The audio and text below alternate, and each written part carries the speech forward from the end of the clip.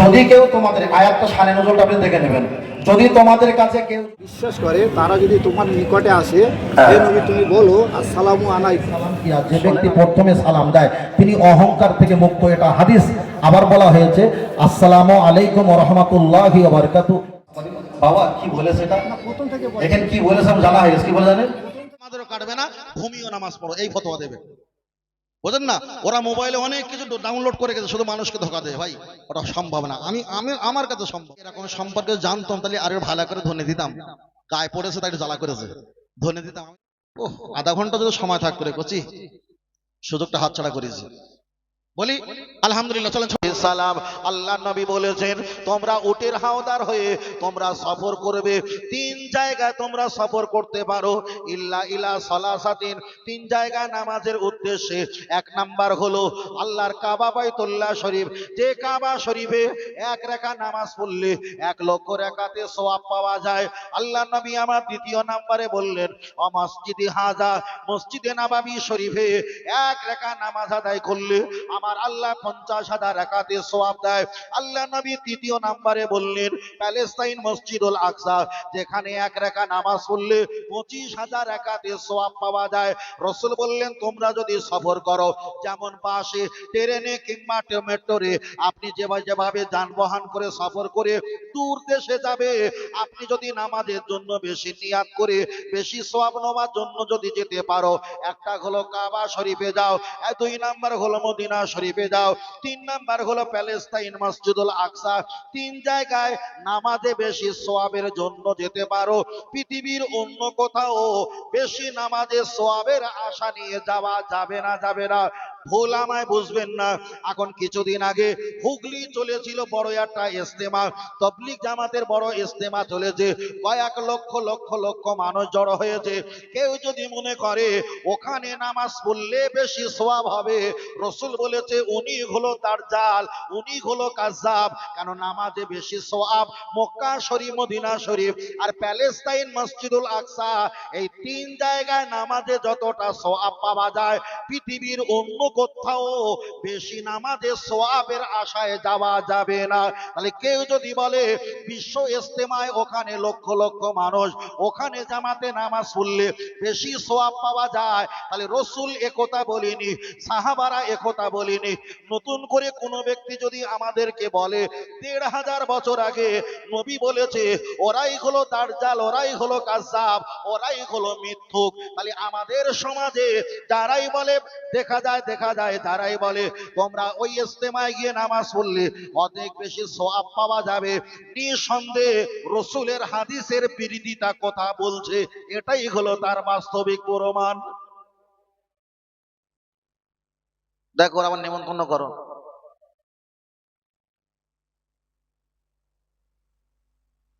সমস্যা মাইকলা ভাই, ভিতরে বক্সে সাউন্ড হয় না।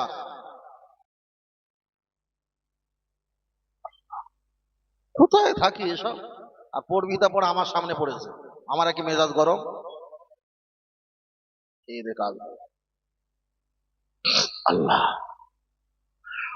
ও আমার বাপজিরা, চলে না গিয়ে যাওয়া যায়। আমি আপনার কাছে বোঝাতে চেয়েছিলাম পৃথিবীর যেখানে নামাজ পড়ো না কেন, আল্লাহ নবী পাকের হাদিস অনুযায়ী তিন জায়গায় নামাজ পড়লে বেশি সওয়াব। একটা হলো মক্কা শরীফে এক রাকাতে 1,00,000 রাকাতে সওয়াব, একটা হলো মদিনা শরীফে এক রাকাতে 50,000 রাকাতে সওয়াব, একটা হলো প্যালেস্তাইন মসজিদুল আকসায় এক রাকাতে 25,000 রাকাতে সওয়াব। তাহলে তিন জায়গায় এতটা সওয়াব। আর পৃথিবীর কোথাও গেলে কোটি কোটি লোক যদিও হয়, তথাপি 27 গুণ যে সওয়াব হয় অতটাই সওয়াব হবে, এর বেশি সওয়াব হবে না। আল্লাহ বাবু বক্সের সাউন্ডটা দেখো দিনি।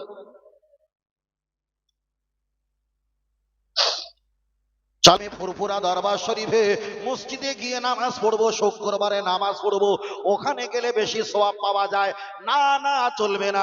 রাসূল বলেছেন তিন জায়গা বেশি নামাজের সওয়াব পাওয়ার আশা করতে পারো, আর পৃথিবীর কোথাও নামাজে বেশি সওয়াব পাবে এ আশা করাটাই হলো মিথ্যাবাদী। পরিষ্কার, পৃথিবীর কোনো আলেমের ক্ষমতা নেই এর এগেইনস্টে হাত তুলবে। সোনা মানিকেরা, চলেন একটা বার এগিয়ে যাওয়া যাক। আপনি দুইজনা নামাজ পড়বেন, দুইজনা নামাজ পড়বেন যতটা সওয়াব হবে, আপনি 10 জনা নামাজ পড়বেন ততটা সওয়াব হবে। হাজরে নারে তাকবীর, নারে তাকবীর, নারে তাকবীর, নারে তাকবীর। আওলাদে মুজাদ্দিদ জামান, আওলাদে মুজাদ্দিদ জামান। ভাইজান হুজুর কেবলা, মাশাআল্লাহ। তাহলে আপনাকে বলছিলাম, আপনাদের মসজিদ ছেড়ে দিয়ে আপনি যদি অন্য মসজিদে জুম্মার নামাজে পড়তে যাও, বেশি সওয়াব যেমন পাবা আশা করা বৃথা। তাবলীগ জামাতের বড় ইজতেমা হচ্ছে, লক্ষ লক্ষ লক্ষ মানুষ ওখানেও জামাতে নামাজ পড়ে, বেশি সওয়াব পাওয়ার আশা করা এটাও তেমন বৃথা। তাহলে এখানে আমি পরিষ্কার করে বুঝিয়ে দিয়েছি, লক্ষ্য করে দেখা যায় তিন সওয়াবের জন্য যেতে পারো, আর কোথাও সওয়াবের আশায় নামাজে বেশি সওয়াব পাবে এই আশা তোমরা কোথাও যেতে পারবে না, পারবে না। এবার আমি আপনার কাছে বলছি, যারা ফতোয়া দেয় আজমির শরীফে মাজার জিয়ারত করার জন্য সফর করা চলবে না, যারা ফতোয়া দেয় তারা একা কলকে গাঁজা খায়নি, হাজার কলকে গাঁজাকে তারা ফতোয়া দেয়। নবী বলেছে নামাজের জন্য 3 জায়গা বেশি সওয়াব পাবে, এই 3 জায়গা ছাড়া আর কোথাও বেশি নামাজের সওয়াবের জন্য তোমরা সফর করবে না। ওই হাদিসটা ওখানে আছে, ওই হাদিসটা লাগিয়ে এখানে হাদিস বলছে এক, ব্যাখ্যা করছে এক, ওরাই বলছে সফর করে মাজার জিয়ারত করা।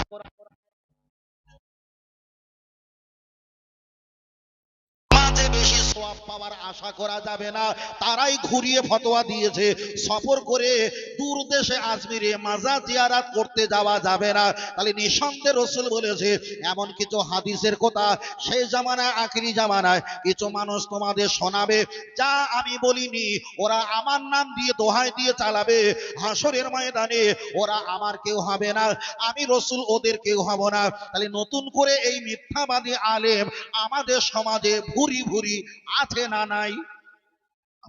আপনি বুঝতে পারবেন না, বিরাট হুজুর হাদিস পড়ে আপনাকে আরবি একটা হাদিস পড়েছে আর আপনাকে বলছে, আপনি মনে করেছেন হুজুর ঠিক বলেছে, কিন্তু দাও মিথ্যে কথা। আজমির শরীফে দেখবেন বিরাট মোটা মোটা হুজুর বসে আছে না, মাথায় পাগড়ি, ওর পেটে পা তুলে দিলে একটা আলহামদুলিল্লাহ বার হবে না। ওই রকম হুজুর দেখে যাও না, ফ্যাকাশ মেরে যাবে না যে বিরাট হুজুর, ওর পেটে লাথি মারলে সূরা ফাতিহা বার হবে না। আল্লাহ। চলেন আমি আপনাকে বোঝাতে চেয়েছি, ও ভালো করে খেয়াল করবেন। তাহলে একটা বিষয় পরিষ্কার হয়ে গেল, সফর করে মাজার জিয়ারত করা যাবে, সফর করে রওজা জিয়ারত করা যাবে, সফর করে কবর জিয়ারত করা যাবে, সফর করে দূর দেশে যাওয়া যাবে। আল্লাহর কোরআন তো জানিয়ে দিয়েছেন, কুল সিরুল ফিল আরদ, আল্লাহর কোরআন বিবরণ দিয়েছে, ও আমার বান্দা তোমরা সফর করো, তোমরা সফর করো, আর সফর করে আমি আল্লাহ আমার সৃষ্টি নিয়ামত তোমরা দেখো আর অনুসরণ করো, আমি আল্লাহ কত শক্তিশালী, আমি আল্লাহ কত ক্ষমতাবান তোমরা দেখবে, আর তোমাদের সৃষ্টিকর্তার প্রতি আরো বিশ্বাস গাঢ় হবে। জোরে বলেন সুবহানাল্লাহ। চলেন আমি আপনার কাছে একটা বিষয়টা পরিষ্কার করে দিলাম, আর একটু ছোট করে বলে নেই। তাহলে মাজার জিয়ারত করা যাবে, দূর দেশে সফর করা যাবে, কিন্তু নামাজের উদ্দেশ্যে সফর করে নেকি পাবে, নামাজ অন্য জায়গায় পড়লে এই উদ্দেশ্যে যাওয়া চলবে না, এটা সম্পূর্ণ মিথ্যা, এটা ভুল। একটা বিষয়টা আমি পরিষ্কার করে দিলাম। চলেন এবার দ্বিতীয় নাম্বার আগিয়ে যাওয়া যাক। লক্ষ্য করে দেখা যায় আপনি নামাজ আদায় করবেন, এই নামাজটা আপনি এলাকায় আপনি পড়ছেন, এই মসজিদে নামাজ পড়ছেন, হয়তো সেজদা মসজিদের পিলিয়ারের কাছে পড়তে পারে, মসজিদের দেওয়ালের কাছে পড়তে পারে, ইমাম সাহেবের পায়ের কাছে পড়তে পারে, একটা খুঁটির কাছে পড়তে পারে সেজদা। তবে আসজুদু লিল্লাহ, পৃথিবীর যেখানে সেজদা দাও না কেন, ওই সেজদা আমার আল্লাহর কুদরতি পায়ের কাছে হাজির হয়ে যায়। পৃথিবীতে যত নবী, ঈসা, মুসা, দাউদ, আইয়ুব, শুআয়ব, জাকারিয়া, লূত, ইব্রাহিম আলাইহিম আজমাইন, যত নবী আল্লাহ পাঠিয়েছিলেন প্রত্যেকের ইবাদত করার নির্দিষ্ট একটা জায়গা ছিল, কিন্তু আল্লাহ উম্মতে মুহাম্মাদের দিকে তাকিয়ে ফিল আরদা, তামাম পৃথিবীর জমিনটা বান্দা যাতে ইবাদত করে আমাকে ডাকতে পারে, আমার নবী দুনিয়াতে পাঠানোর বিনিময় তামাম পৃথিবীর জমিনটা নামাজ পড়ার জন্য আমার আল্লাহ মসজিদ বলে ঘোষণা করে দিয়েছে। আর একটু জোরে হবে না? আবার বক্সে সাউন্ড বন্ধ হয়ে গেছে। আল্লাহ, বিপদ। মাইকেলা ভাই চলে গেছে নাকি? ভাই আবার ঘুরে এসো ভাই। ওরা আর 2 মিনিট দাঁড়াতে পারে না। বাজেট কম নাকি বলেন দিনি? বাজেট কম হলে তো দাঁড়াবে না। সোনামানিকেরা গিয়ে চলে যাওয়া যায়। এখানে প্রমাণ হয়ে গেল পৃথিবীর যেখানে গিয়ে আপনি ইবাদত করবেন, করতে পারবেন, তবে হানাফি মাযহাবের মাসলাক হলো 17 জায়গায় নামাজ পড়া নিষেধ। তার ভিতরে আমি 2-1 জায়গায় বলি। 1 নাম্বার হলো আপনার ঘরে ছাদ বানিয়েছেন, টয়লেট বাথরুম খানার আপনি ছাদ বানিয়েছেন, ওই টয়লেটের বাথরুম ছাদের উপরে নামাজ পড়া নিষেধ। 2 নাম্বার হলো কোনো মহিলা যদি দেহ ব্যবসায়ী করে, দেহ ব্যবসায়ী করলে তার ঘরে নামাজ পড়া নিষেধ। দ্বিতীয় নাম্বার হলো আমাদের মায়েরা অনেকে দেখা যায় গরুর পায়খানা নিয়ে ঘরগুলো নেপন পোচান দেয়, ওটা কাঁচা থাকে, ওই কাঁচা অবস্থায় নামাজের মশাল্লা বিছিয়ে নামাজ পড়া নিষেধ। তবে শুকনো হয়ে গেলে আপনি ওখানে নামাজ পড়তে পারেন, অবশ্যই পারেন। চতুর্থ নাম্বার অপশন হলো যে জায়গা সন্দেহ হয় ওই জায়গায় নামাজ পড়া চলবে না। 6 নাম্বার অপশন হলো যে জায়গাটা অন্য হিংসুক মানুষের হয়, হারাম টাকার হয়। আল্লাহ নবী বলেছেন নামাজের ভিতরে বাইরে 13টা ফরজ, তার ভিতরে জায়গা পবিত্র হওয়া ফরজ। জায়গাটা যদি হারাম টাকার হয় ওই জায়গায় নামাজ পড়া চলবে না। এমন করে 17 জায়গায় নামাজ পড়া চলবে না। তবে আমি আপনাকে বোঝাতে চেয়েছি আপনি পৃথিবীর যেখানে হালাল জায়গায় অসজুদুলিল্লাহ, আল্লাহর নামে সেজদা দাও, অরকাউমার রাকিন, আল্লাহর নামে রুকু করো। আমার আল্লাহ পাকের দরবারে এই রুকু আর সেজদা আল্লাহর কুদরতি পায়ের কাছে হাজির হয়ে যায়। আরেকটু জোরে হবে না? আল্লাহ। তাহলে এখানে প্রমাণ হয়ে গেল সেজদা সব জায়গায় দেওয়া যাবে না। আরেকটা প্রমাণ হলো নামাজে সব জায়গায় সওয়াব পাওয়ার জন্য হুমড়ি খেয়ে ছড়বে না। দুটো বিষয় পরিষ্কার করলাম। ঠিক ধরে যতক্ষণ থাকবো ততক্ষণ এইভাবে হবে, এইভাবে আল্লাহু আকবার, আল্লাহু আকবার। তবে এতটুকু খেয়াল রাখতে হবে আমরা যতটুকু কাজ করব আবেগ দিয়ে না বিবেক দিয়ে। বিবেকের নাম হলো জ্ঞান, জ্ঞানের নাম হলো এলেম, এলেমের নাম হলো কোরআন। ধর্ম কিন্তু আবেগ দিয়ে চলে না, ধর্ম চলে বিবেক, জ্ঞান, কোরআন, এলেম দিয়েই চলে। বলুন সুবহানাল্লাহ। আমার কথা বুঝতে পারছেন ভাই? তবে একটু ঘুরিয়ে বলি তো, একটু বুঝে নিতে হবে। একেবারে সাদামাটা বাংলা ভাষা বলা যায়, একটু বুঝে নিলে সুবিধা হবে। বাবু আর অসুবিধা হবে না তো? ছেড়ে দিয়েছে না? আল্লাহ আল্লাহ। তোদের ডাকলে তাড়াতাড়ি আসবে, তোরা দুজন তো ফাঁকিবাজ। হ্যাঁ, তোরা চলে গেলে আবার খারাপ হয়ে যাবে, দেখিস চলে গেলে আবার খারাপ হয়ে যাবে। আল্লাহ কথা বলি। চলেন আমি আপনাকে বোঝাতে চেয়েছি, তাহলে দুটো বিষয়টা পরিষ্কার করে দিলাম। এবার চলেন আপনার কাছে আর একটা বিষয়টা পরিষ্কার করে দেই। বিষয়টা হলো আপনার কাছে একটা বলেছি নামাজের জন্য সফর করা যাবে কিনা, মাজার জিয়ারাত করা যাবে কিনা। দ্বিতীয় বলেছি কোন জায়গায় নামাজ পড়া যাবে কি যাবে না। চলেন এবার তৃতীয় নাম্বার আর একটা অপশন বলা যাক। এরকম করলে হজ করা যায়? আল্লাহ।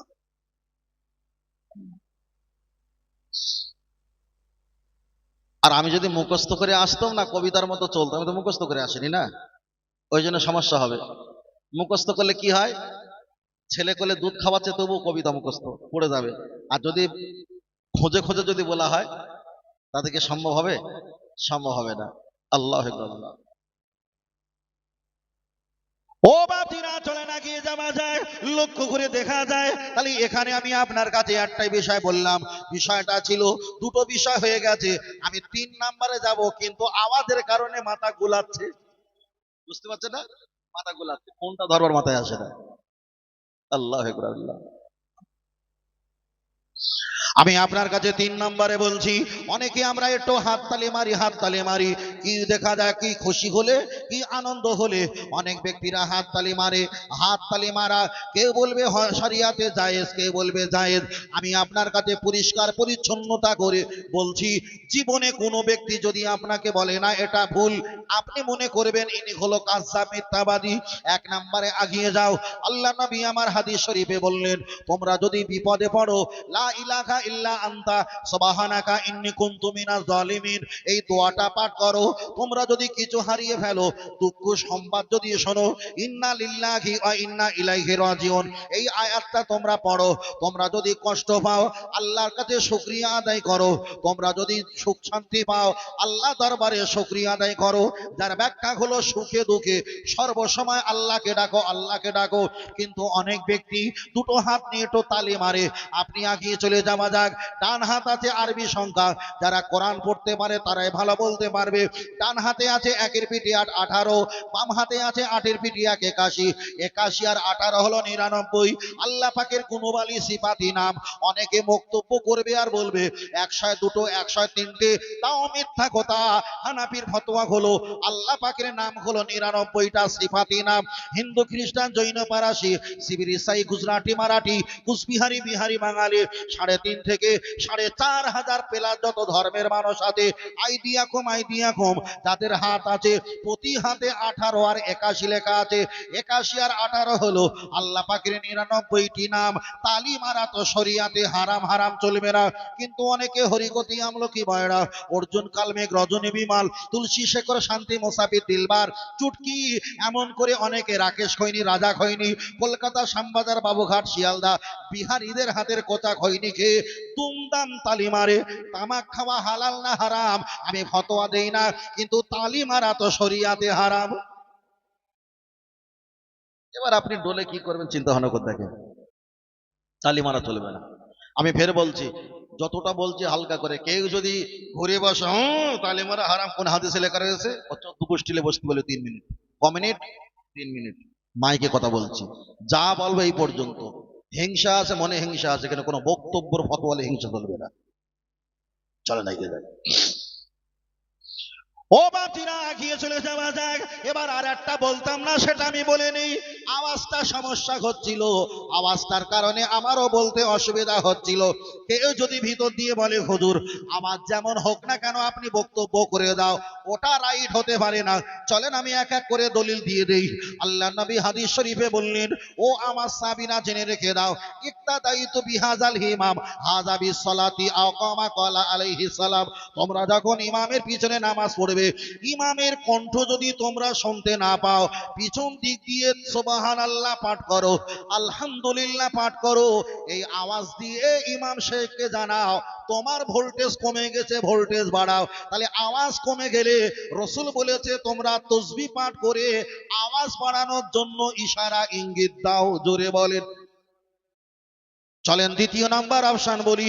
একটা বাচ্চা যদি ভূমিষ্ঠ হয়, আল্লাহ নবী বললেন, কিতাবটার নাম হলো আতাবুল মাসাজিদ। হাদিসটা আবু হুরায়রা থেকে বর্ণিত।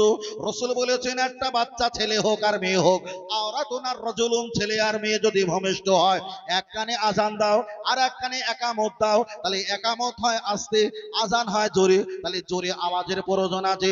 দ্বিতীয় নাম্বার, মসজিদে যদি 5,000 মানুষ নামাজ আদায় করে, মসজিদের ইমামের আওয়াজের কণ্ঠ অত দূর যাবে না। 3 কাতার 5 কাতার পর পর আমরা একটা মুকাব্বির বানিয়ে নেই। ওখানে তো আওয়াজ দেওয়ার জন্য মুকাব্বির বানানো হয়, অবশ্যই ওটা জায়েজ। 4 নম্বরে আগিয়ে চলে যাওয়া যাক। লক্ষ্য করে দেখা যায়, আপনি যখন মসজিদে আজান দেবেন, আজান দেওয়ার সময় উচ্চ আওয়াজে আজান দিতে হয়। আপনার মাইক যদি কারেন্ট না থাকে, জানালা খুলে দিয়ে আজান দাও, না হলে মসজিদের ছাদের উপরে উঠে আজান দাও। এটাই হলো শরিয়াতের মসলা। 6 নাম্বার অপশন হলো, লক্ষ্য করে দেখা যায় আমার আল্লাহ যখন কিয়ামত দেবে, ইসরাফিল আলাইহিস সালামকে আমার আল্লাহ সিংহা বাঁশিতে ফুৎকার দিতে বলবে। বাঁশিতে ফুৎকার দিলে আওয়াজ হবে না? হবে না, অবশ্যই আওয়াজ হবে। আমার আল্লাহ চাইলে একেবারে নিঃশস্ত ভাবে সাইলেন্ট অবস্থা কিয়ামত দিতে পারতো, কিন্তু আল্লাহ বাঁশির আওয়াজ দিয়ে কিয়ামত দেবে। ওখান থেকে ফতোয়াটা ধরে নিলাম, আল্লাহও যেমন আওয়াজ দিয়ে কাজ করে, আমরাও তেমন আওয়াজ দিয়ে ধর্ম করব। ওটাও যদি জায়েজ হয়, আওয়াজ বাড়িয়ে নেওয়া এটাও শরিয়াতে। এখন 21টা রেজত বলা সময় চল না। ও আমার বাতিরা, চলে না গিয়ে যাবা যায়, লক্ষ্য করে দেখা যায় এখানে ছেলেরা অনেক ফুল দিয়েছে, অনেক ফুল দিয়েছে, লাইট এই সুন্দর ঝিকিমিকি বানিয়েছে। দূর থেকে একজন বলবে, ইন্নাল মুবাসসিরিনা কানি খানা শায়াতিন, আমার আল্লাহ তো জানিয়েছেন ফজল খরচা করা হলো শয়তানের সমাতুল্য, বৃথা খরচা করা শরিয়াতে জায়েজ নেই। ওরা যদি আমাদেরকে বলে আমরাও এবার দলিল দেব, আমার আল্লাহর কোরআন জানিয়ে দিয়েছেন খুযু জিনাতাকুম ইনদা কুল্লি মসজিদিন, ও আমার বান্দা জেনে রেখে দাও, তোমরা যেখানে ইবাদত করবে সেখান তোমরা পরিষ্কার পরিচ্ছন্নতা করো। এক। দ্বিতীয় নাম্বার নবী আমার বললেন আত্তুহুরু শাতরুল ঈমান, পরিষ্কার পরিচ্ছন্নতা করা এটা ঈমানের অঙ্গ। দুই। তৃতীয় নাম্বার নবী আমার বললেন বাল ঘুমিও সাল্লো না, আমি নামাজকে পছন্দ করি, আন্নাল মারআতা, নারী জাতকে পছন্দ করি। আল্লাহ নবী তৃতীয় নাম্বারে বললেন আমি ফুলের খুশবুকে পছন্দ করি। চার। পাঁচ নাম্বার রাসূল বললেন ইন্নিল আরাফুল হাজারা ওয়া শাজারা ইউসাল্লুনা আলাইয়া, ওই সব ফুলগুলো গাছগুলো ইউসাল্লুনা আলাইয়া আমার নামে তাসবিহ তেলাওয়াত করে। সাত। আল্লাহ নবী জানিয়েছেন আমি যখন মেরাজ শরীফ থেকে নিচে যখন এসেছিলাম, আইদিয়াকুম, হাত দিয়ে আমার কপাল থেকে পাসিনা ফিল আরদা, মাটিতে যখন ফেলেছিলাম, আমার আল্লাহ কুন ফায়াকুন, আমার আল্লাহ ওই ঘামের বরকতে গোলাপ ফুলকে আমার আল্লাহ দান করেছিলেন। তাহলে কেউ যদি আমাদের এই ফুল লাগানোর এগনেস্টে যদি একটা ফতোয়া দেয় হারাম, আমরা 6খানা ফতোয়া দিয়ে বলবো এটা জায়েজ। জোরে বলে। তাহলে কেউ যদি আমাদের একটা আঙ্গুল দেখায়, আমরা চাইলে 5-এর অধিক আঙ্গুল দেখাতে পারি, কোনোটা জায়েজ নাই। চাদর পরা এটাও রসুল পরেছিল, তবে রসুলের পরার সুন্নাতটা কি আপনারা যারা দেখছেন, আমি ছোট করে বসে বসে দেখিয়ে দিই। আমি সেভাবে পড়তে পারিনি, এটা আমার দুর্বলতা। প্রথমে কি করবেন, এই ডান কাঁধটা নিয়ে এই বাম কাঁধের এই ভিতরে কানাটা ভিতরে প্রবেশ করিয়ে দেবেন, কথা শিখে রাখেন, সুন্নাহ দিলেন। আর এই যে কানাটা ঝুলে থাকবে এটা নিয়ে এর উপরে দেবেন, তাহলে দুটো কানা কাঁধর ওই পারে থাকলো না, এটা ভিতর দিয়ে ওপারে আছে, আর এটা এপার থেকে নিয়ে বাম দিকের এই ডান দিকের এপারে যাবে। এই চাদর পরাটা হচ্ছে সুন্নাতে রাসূলুল্লাহ। জোরে বলুন সুবহানাল্লাহ। আমরা কি করি, একটা ঝুলে থাকে আর একটা কাঁধে দিই, এটা করি না। এই চাদরের বিষয়টা হাদিস শরীফে এসেছে। ও আমার সোনা মানিকেরা, গিয়ে চলে যাওয়া যায়, লক্ষ্য করে দেখা যায় আমি আপনাকে একটাই কথা বারবার করে বলছি, তাহলে শরিয়াতের মাসলার বিষয়ে আপনার কাছে বললাম এগুলো যাবে, এগুলো অবশ্যই যাবে যাবে যাবে, সমস্যা নেই, আগিয়ে চলো। আমি মাইকের ফোনটা ডান দিকে ঘুরিয়ে নিলাম, হাতে একটা ঘড়ি পরেছি, সেটা হলো ডান দিক। আপনি উর্দু ফার্সি লিখতে গেলে, কোরআন শরীফ পড়তে গেলে সেটা ডান দিক দিয়ে পড়তে হয়, মসজিদে উঠতে গেলে সেটাও ডান দিক দিয়ে উঠতে হয়, পায়খানা ঘর থেকে নামতে গেলে সেটা ডান পা দিয়ে নামতে হয়, মসজিদের কাতার ভার করতে হয় ডান দিক, ইমাম সাহেব ফজরের নামাজের পর, আসরের নামাজের পর একটু ঘুরে বসে, সেটাও ডান দিক। এমনকি আমরা যখন নামাজে সালাম ফিরাই, প্রথমে আমরা ডান দিকে সালাম ফিরানো হয়, কিছু খাওয়া দাওয়া লেওয়া দেওয়া, এই ঘুমানো, এটা ডান দিক দিয়ে শুরু করতে হয়। ও বাবাজিরা, মসজিদের মেম্বার যেটা আছে ওটাও ডান দিকে একটু চেপে দেওয়া আছে, ডান দিকে চেপে দেওয়া আছে। আল্লাহর নবী মা হালিমাতুস সাদিয়া রাদিয়াল্লাহু তাআলা আনহা, ওনার দুধ পান করেছিলেন, ওটা ছিল ডান দিক, ওটা ছিল ডান দিক। তাহলে এক কথায় আল্লাহ নবী যে কাজগুলো করতেন ওটাই ছিল ডান দিক, ডান দিক, ডান দিক। আমার নবী পাকের আদর্শ, আখলাক, আদাব, ওটাই হলো আমার রাসূল পাকের নিয়ম। তবে কোনো কোনো কাজে যদি আমরা বাম দিকে করে ফেলি, এটা আমাদের দুর্বলতা, কিন্তু হওয়ার পক্ষ ছিল ওটাই ছিল ডান দিক, ওটাই ছিল ডান দিক। তবে আপনার কাছে বলছি, পশ্চিম মেদিনীপুর মায়েদেরকে দেখেছি ওদের ডান দিকের নাক ফোড়ানো আছে, আমাদের বাংলার অনেক মায়েদের বাম দিকে নাক ফোড়ানো আছে, ও হওয়ার কথা ছিল ডান দিক, ডান দিক।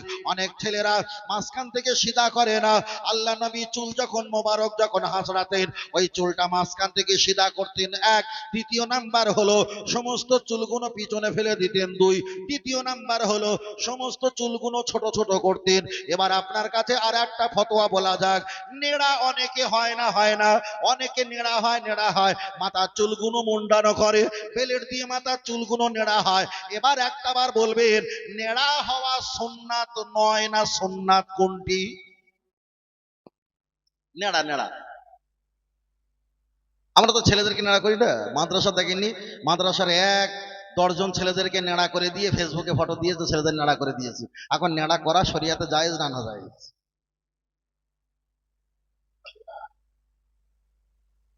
জিনিসটা সহজ, কিন্তু জিনিসটা সহজ না।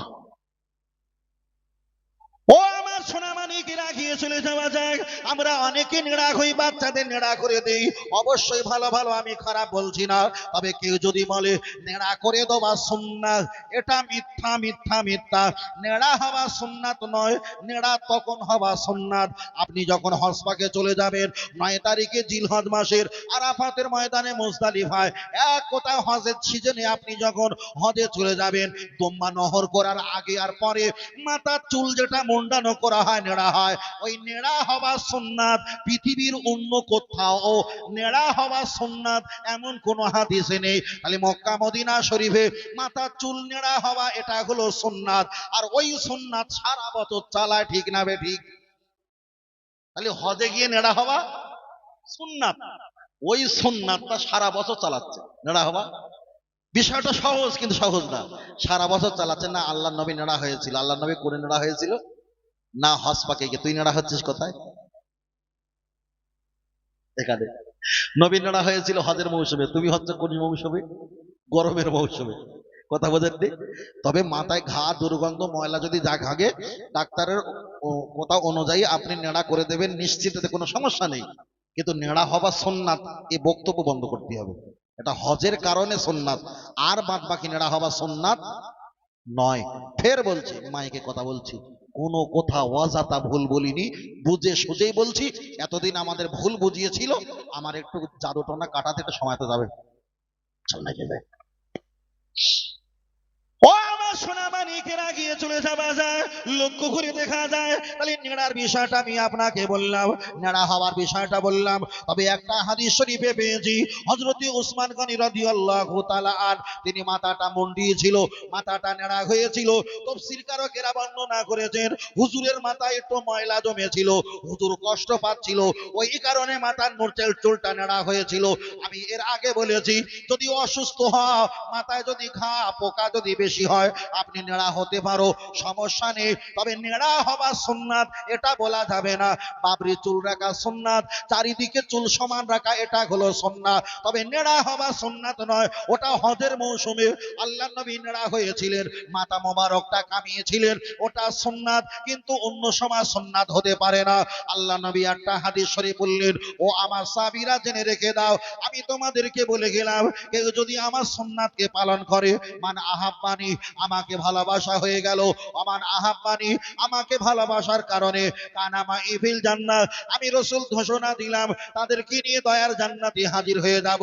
ও আমার বাপজিরা, একটা কথা খেয়াল রাখবেন, অনেকে আমরা বলি একটা সুন্নাত পালন করলে ওহুদের শহীদের মর্যাদা চাইতে আমার আল্লাহ আরো বেশি মর্যাদা দেবে। আমরা আলেমদের মুখে ওয়াজ-নসিহত শুনি, বারবার একটাই কথা বলি, আর দুনিয়া আল্লাহ একটা হাদিস আমরা পড়ি, কেউ যদি একটা সুন্নাত পালন করে 100 শহীদের জান্নাতের মর্যাদা আমার আল্লাহ পাক দান করবে। হাদিসের ব্যাখ্যাটা এমন নয়, এমন নয়। আল্লাহ নবী হাদিস শরীফে বললেন, ও আমার সাহাবীরা জেনে রেখে দাও, কঠিন দিনে পরিস্থিতির অনুকূলে তুমি যদি একটা সুন্নাত যদি জিন্দা রাখতে পারো, ওহদ, বদর, সিফতে, তাবুক, কারবালা, হুদায়বিয়া যুদ্ধে সাহাবীরা শহীদ হয়ে যে জান্নাত পাবে, আমার আল্লাহ তার থেকে বেশি বেশি খুশি হয়ে যাবে। সুন্নাতটা কি? আপনি মুখে দাঁড়িয়ে রেখেছেন, এই সুন্নাত নয়। অবশ্যই এই সুন্নাত, তবে এখানে নয়। আপনি এক জায়গা চলে গেছেন, আপনার দাড়ি দেখে বলছে আপনি অন্য ধর্মীয় না মুসলমান। আপনি যদি বলেন আমি মুসলমান, মাথায় টুপি দিলে আপনার নামে অত্যাচার হবে। আপনি মাথা টুপি রেখেছেন, মুখে দাড়ি রাখলে আপনার প্রতি জুলুম হবে। আপনি তখনও মুখে দাড়ি রেখেছেন। এই মুসিবতের কঠিন দিনে সুন্নাতকে যদি বজায় রাখতে পারো, তুমি যদি মারা যাও, 100 সাহাবারা শহীদ হয়ে যে জান্নাত পাবে, একটা সুন্নাতের কারণে তুমি যদি মৃত্যুবরণ হয়ে যাও, আমার আল্লাহ পাক 100 শহীদের মর্যাদা তোমার সুন্নাত জীবিত রাখার কারণে অতটাই মর্যাদা আল্লাহ দান করে দেবে। আরেকটু জোরে হবে না? তাহলে আরেকটু ভালো করে শিখে নেন। আপনি যে সুন্নাত রেখেছেন, এই সুন্নাত তবে এই জায়গায় নাই। এই সুন্নাতটা যখন অন্য জায়গায় যাওয়া আমার জন্য কঠিন হয়ে যাবে, ওই জায়গা যদি সুন্নাতটা নিয়ে যদি ঢুকোছো, আর সেখানে যদি আপনার জীবনটাকে শেষ করে দেওয়া হয়, এই সুন্নাতের কারণে আপনি মারা গেছেন, তাহলে শহীদের মর্যাদা সওয়াব পাবেন। কথা বুঝতে পেরেছেন? আর এমনি যে সুন্নাত আমরা পালন করছি, এটা আপনি এমনি সওয়াব পাবেন, তবে শহীদের নয়। বিষয়টা পরিষ্কার হলো? আর একবার বলছি, এমনি সুন্নাত পালন করছি, এটা আল্লাহ নেকি দেবে, কিন্তু কঠিন দিনে রাত 3টের সময় আমার টুপি দেখে আমার একটা হেঁচড় কোপ মেরেছে। সাপোজ টুপি তো সুন্নাত, মেরেছে। এই সুন্নাতের কারণে মার খেতে হয়েছে। এর মারা যাবার জন্য আল্লাহ শহীদের জান্নাতে সওয়াব দেবে। কিন্তু এখন টুপি আছে, এখন কেউ কি মারবে? মারবে না। তাহলে কি হচ্ছে? নেকিটা অটোমেটিক পাচ্ছি। কথা বুঝতে পেরেছেন? নেকিটা সওয়াব পাচ্ছি। কিন্তু কঠিন পরিস্থিতির ভিতরে সুন্নাতটাকে আমি টাঙিয়ে রেখেছি, ব্যবহার করেছি, তখন ক্ষতি হলে আল্লাহ সওয়াব দান করবে। এটাই হলো হাদিসের সারমর্ম। আর আমরা বারবার বলে যাই একটা সুন্নাত পালন করো বাবা, হাসরের ময়দানে 100 শহীদের জান্নাতে সওয়াব দেবে। না, এটা ভুল ব্যাখ্যা। এটা ভুল ব্যাখ্যা। একজন জিজ্ঞেস করছে তোমার নাম কি? আপনি যদি বলেন আমার নাম হলো মোহাম্মদ আব্দুর রহমান, আপনার নাম শুনে আপনাকে হত্যা করতে পারে। আপনি ওই নামটা যখন বলেছেন, হত্যা যখন করেছেন, তখন হয়ে গেছেন শহীদের মর্যাদা। শহীদের মর্যাদা। তাহলে এখানে বোঝা যায় একই সোয়াব কারণ বসন্ত, কারণ প্রেক্ষাপটে পরিবর্তন হয়, সোয়াবের কারণটা হয় আলাদা। সাপোজ আপনি চায়ের দোকানে সকালবেলায় একটা কেক খেয়েছেন, হালাল না হারাম? আরে আরবিতে কাকুন মানে কেক, লাহামুন মানে গোস্ত, মিলহুন মানে লবণ, পালাফুন মানে পোলাও, হ্যাঁ, মাউন মানে পানি, আসালুন মানে মধু, হিলহিয়াতুন মানে মেহেদের অলংকার গহন, এটা আরবিতে নাম। তা আপনি যখন কাকুন মানে কেক যখন খেয়েছেন চায়ের দোকানে, এটা জায়েজ না না জায়েজ? জায়েজ তো। ওই কেক যদি 1 জানুয়ারি বড় সাহেবের জন্মদিনে যদি খান, না জায়েজ। তাহলে কেক স্থানকাল পরিস্থিতি হিসাবে জায়েজ হচ্ছে, আবার না জায়েজ হচ্ছে। ঠিক সুন্নাতটা ওরকম, স্থানকাল পরিস্থিতি যখন হবে তখন শহীদের মর্যাদা পাবে, স্থানকাল পরিস্থিতি যখন না হবে তখন সুন্নাতি সওয়াব পাবে। বিষয়টা ক্লিয়ার করলাম? চলেন এগিয়ে যাই। চলেন আমি আপনার কাছে অনেক কথা বলতে বলতে বিষয়টা আর একটু পরিষ্কার করে বলে ফেলেছি। চলেন এবার আমি আপনার কাছে আর একটা ছোট করে আর একটা মশলার কথা বলি। ও বাবাজিরা, লক্ষ্য করে দেখা যায় আমরা পানি পান করি। আপনি বলবেন হুজুর দাঁড়িয়ে পানি পান করা তো হারাম। অবশ্যই হারাম, হাদিস শরীফে এসেছে ওয়াশরাবু বিহা আকামা ক্বালা আলাইহিস সালাম, দাঁড়িয়ে পানি পান করাই হলো শয়তানের তুল্য। তাহলে পানি পান করা, দাঁড়িয়ে পানি পান করা, এটা হলো হারাম, এটা চলবে না। কিন্তু আমি আপনাকে বোঝাতে চেয়েছি এমন একটা পানি আছে জায়গা পরিবর্তন হিসাবে জমজমের কূপের পানি দাঁড়িয়ে পান করতে হয়, 1। 2 নাম্বার হলো এই পানি আমি দাঁড়িয়ে পান করব না, এটা হারাম। এই পানি দিয়ে আমি উজু করব। উজু করার পরে যদি 25-50 গ্রাম ভালো পানি যদি বেশি থাকে, উজু করার পর দাঁড়িয়ে পানি পান করা যাবে, সুন্নাহ। জোরে বলেন। 3 নাম্বার হলো আপনার আব্বা মা পানি খাচ্ছিলেন, পানি খাওয়ার পরে কিছু পানি অবশিষ্ট রয়ে গেছে, ওই পানিটা আপনি দাঁড়িয়ে পানি পান করতে পারেন। জোরে বলেন। তাহলে একটা পানি, এখানে শুধু পানি দাঁড়িয়ে পান করলে গোনাহ হবে। কিন্তু রসুল বলেছেন জমজমের কূপের পানি দাঁড়িয়ে পান করবে। রসুল বলেছেন উজু করার পানি, অবশিষ্ট পানি তোমরা দাঁড়িয়ে পান করবে। মা বাপের ঝুটা এটো পানি অবশিষ্ট থাকলে এটাও তোমরা দাঁড়িয়ে পানি পান করতে পারেন। তাহলে পানি হলো একরকম, পরিস্থিতির কারণে দাঁড়িয়ে খাওয়া যায়, আবার কোনো পরিস্থিতির কারণে দাঁড়িয়ে খাওয়া যায় না। তাহলে এখানে প্রমাণ হলো আমার নবী যেটাই বলেছেন সেটাই আমাদের জন্য শরিয়াত হয়ে গেছে। জোরে জোরে বলেন। আরেকটু জোরে হবে না? আরেকটু জোরে হবে না? আমার কথা অসুবিধা পাচ্ছেন বাবু? পাস করছিলাম, কোনো একটা সমস্যা হচ্ছিল। আর সমস্যা মানে হবে না, না আর হবে না তো? কিছু বলার নেই, না কিছু বলার নেই। আল্লাহ কবুল করেন, বলুন আমিন। আর একটা সকলে বলেন আল্লাহুম্মা। মানে আওয়াজটা একটু কমিয়ে দিয়েছিস তোরা যুক্তি করে, হ্যাঁ একটু করে হালকা করে দিয়ে রাখো, একটু করে। আল্লাহ, হ্যাঁ একটু হালকা করে বাড়িয়ে দাও, কারণ ঠান্ডার সময় না। কতটা পরি জানো? ভিতরে গেঞ্জি আছে, জামা আছে, আবার চাদর আছে, আবার উপরে সামিয়ানা আছে। আল্লাহ আকবার, আল্লাহ। তাহলে অসুবিধা হচ্ছে না তো বাবু? বলতাম পরিস্থিতির কারণে না কখন কি বক্তব্য হয় কিন্তু মাথায় আসে না। তবে ফের বলছি, কোনো ঘটনা বলিনি, কোনো জীবনী বলিনি, যেটা আমাদের প্রয়োজন সেটাই বলছি। হজের কথা বললে সে তো বছরে একবার, জাকাত সে তো বছরে একবার। টাকা নেই, জাকাত দিয়ে হবেটা কি? তা ওয়াজ শুনে লাভ কি? ফেতরা ওয়াজ শুনে লাভ কি? ইমাম সাহেব বলে দেয় 65 টাকা দাও, 70 টাকা দিয়ে দেবেন, খেলা শেষ। কিন্তু যেটা প্রতিনিয়ত প্রয়োজন সেটা যদি আমরা না জানি, আমাদের লস হবে না? হবে না? একজন ওয়াজ করেছে, অমুক জনা এই করেছে, ওই করেছে, ওই করেছে, নারে তাকবীর, আল্লাহ শোনা না, লাভ কি হবে? ও তো ভেলিগুডের পানি, রুগিয়ে মরবে না, রোগও সারবে না, শুধু ব্যারেল ব্যারেল বোতল বিক্রি হবে। যেটা প্রয়োজন সেটা বিক্রি কর। আল্লাহ আকবার। ও আমার বাপজিরা চলে না গিয়ে যাওয়া যাক। আপনার কাছে আর একটা কথা বলছিলাম, তাহলে তালিমারা বিষয়টা পরিষ্কার হয়ে গেল, ঘুড়ি পড়ার বিষয়টা পরিষ্কার হয়ে গেল, আওয়াজের বিষয়টা পরিষ্কার হয়ে গেল, নয় দেখা যায় কোন জায়গায় নামাজ পড়া যাবে বিষয়টা পরিষ্কার হয়ে গেল। আপনার কাছে আমি আর একটা কথা বলি, চলে ছোট করে বলা যাক। অনেকে বলবে হুজুর, সব হুজুরকে জিজ্ঞাসা করি, সবাই তো বলেছে বিড়ি খাওয়া নাকি মাকরুহ, বিড়ি খেলে এটা পুরো হারাম বলা যাবে না, বিড়ি খেলে কোনো সমস্যা নেই। সব হুজুর বলেছে কাঁকড়া খাওয়া আর বিড়ি খাওয়া নাকি সমান। সব হুজুর বলেছে গাজর পেঁয়াজি, গাজর কিংবা কাঁচা পেঁয়াজ রসুন এগুলো খাওয়া আর কাঁকড়া খাওয়া আর বিড়ি খাওয়া নাকি ফতোয়া সমান। হুজুর আবার আপনি বলেন ওরা ঠিক বলেছে না ভুল বলেছে? আমি আজকের বলছি, যারাই এ ফতোয়া দিয়েছে তারা নিশ্চয়ই ঠিক বলেনি, ভুল বলেছে। চলেন আমি আপনার কাছে এক একটা করে দলিল দেই। দলিলটা হলো কি, হানাফি মাযহাবের ফতোয়া হলো আপনি গাজর পেঁয়াজি, গাজর কিংবা কাঁচা পেঁয়াজ, মূলো কিংবা রসুন এগুলো খেয়ে আপনি মসজিদে যেতে পারবে না, পারবে না, পারবে না, পারবে না, পারবে না। কেন? মুখ থেকে দুর্গন্ধ বার হয়। আমি আপনার কাছে বলছি, তবে এর সঙ্গে বিড়ি যারা এক করে দেয় তারা তো মূর্খ জাহেল, সাধারণ মানুষের কাছে হুজুর ফোলাতে চায়, নিজে ধর্ম কর্ম লেখাপড়াকে বিসর্জন দিয়ে আগিয়ে চলো। বলার আগে একটা হাদিস পড়ি, হাদিসটা ইবনে মাজাহ শরীফে এসেছে। আল্লাহ নবী বলেছেন কুল্লু মুস্কিরিন হারামুন, যত নেশা দ্রব্য আছে সব ওটা হারামের বাচ্চা, হারাম। ঠেকায় বল, সব হারাম। এবার তখন হলো হুজুর, আমার হুজুর ওয়াজ করে আর তামাক খৈনি গালে দিয়ে আর পান চিবিয়ে চিবিয়ে, কথা কি হবে তোর হুজুরে, তুই ঠেকা, আমার দায় আসে না। আমি যেটা বলেছি আমার ঠেকানোর দেয়াল আছে। চলেন ও আমার সোনা মানিকেরা, গিয়ে চলে যাওয়া যাক। ছোট করে আপনার কাছে বলি, অনেক ব্যক্তি সিগারেট খায় আর বিড়ি খায়। আমি আপনাকে হারাম ফতোয়া দিচ্ছি না, আপনি নিজে নিজে ফতোয়া দেবেন। আমি শুধু বলছি, আপনি শুধু হ্যাঁ আর না বলবেন, ওতেই কাফি হয়ে যাবে। এক নম্বরে আগিয়ে চলো। আল্লাহ নবী মেশকাতের হাদিসে বলেছেন, কোনো একটা ব্যক্তি যদি নিরহ ব্যক্তিকে হাত দিয়ে জবান দিয়ে যদি নিরহ ব্যক্তিকে কষ্ট দেয়, ওই ব্যক্তি ইমানদার হতে পারে না, পারে না। আপনি চায়ের দোকানে পাঁচজনা চা খাচ্ছিলাম, আপনি বিড়ি ধরিয়েছেন, সিগারেট ধরিয়েছেন, হাত দিয়ে ধরিয়েছেন, মুখ দিয়ে টানে না ধোঁয়া ফেলেন। আমরা পাঁচজনা ছিলাম, তার ভিতরে আপনি বিড়ি সিগারেট ধরিয়েছেন।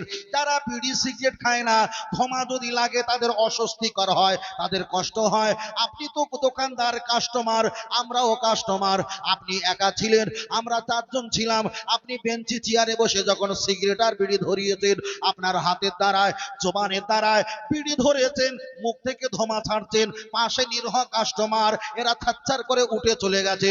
রসুল মেশকাতের হাদিসে বলেছে, একটা নিরহ ব্যক্তিকে হাতের দ্বারা জবানের দ্বারায় কষ্ট যদি দেওয়া হয়, ওই ব্যক্তি কখনো ইমানদার হতে পারে না। তাহলে আপনি বিড়ি খাও, আমি হারাম ফতোয়া দেব না, কিন্তু আপনার বিড়ি খাবার বিনিময় হাত দিয়ে ধরেছেন, মুখ দিয়ে ধোঁয়া ছেড়েছেন, নিরহ ব্যক্তি দূরে সরে গেছে। তাহলে নিরহ ব্যক্তিকে হাত দিয়ে মুখ দিয়ে কষ্ট যখন দিয়েছেন, রসুল বলছে লা ইয়াবকা মিনাল ইসলামি ইল্লা ইসমুহু। পৃথিবীতে আধার কার্ডে মুসলমান লেখা থাকবে, খাদ্য সুরক্ষার কার্ডে মুসলমান লেখা থাকবে, প্যান কার্ডে মুসলমান লেখা থাকবে, এটিএম এ মুসলমান লেখা থাকবে, ড্রাইভিং লাইসেন্সে মুসলমান লেখা থাকবে, ইল্লা ইসমু, পৃথিবীতে মুসলমান বলে চিনবে। কিন্তু হাত দিয়ে আর মুখ দিয়ে নিরহ ব্যক্তিকে যারা কষ্ট দেবে, আমার খাতা তাদের নাম বেঈমান লেখা থাকবে।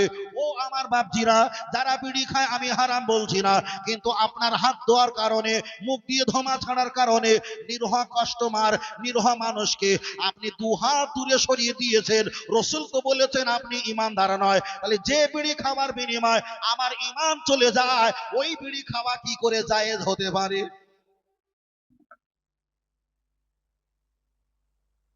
শুধু তো বলে দিলে হবে না, কেঁকড়া খাওয়া যা আর বিড়ি খাওয়া তা। ও হুজুর তো মোটেই লেখাপড়া জানে না, কার ওয়াজ শুনে ওয়াজ করে, জীবনে তো বই পড়ে না, সমস্যা। ও আমার বাতিরা, চলেন একটা বার আগিয়ে যাওয়া যাক। লক্ষ্য করে দেখা যায় আল্লাহ নবী একটা হাদিস শরীফে বললেন, ও আমার সাহাবীরা জেনে রেখে দাও, লা তাকুমুস সাআহ, আমার আল্লাহ কিয়ামতের আগে আমার সবচাইতে বড় ভয় হয় আমার উম্মতিরা, ওরা নেশা করবে, কিন্তু নেশাটা হারাম হবে, আর হারাম নেশাটা ওরা নাম চেঞ্জ করে দিয়ে মানুষের কাছে হালাল মনে করবে, হালাল মনে করবে।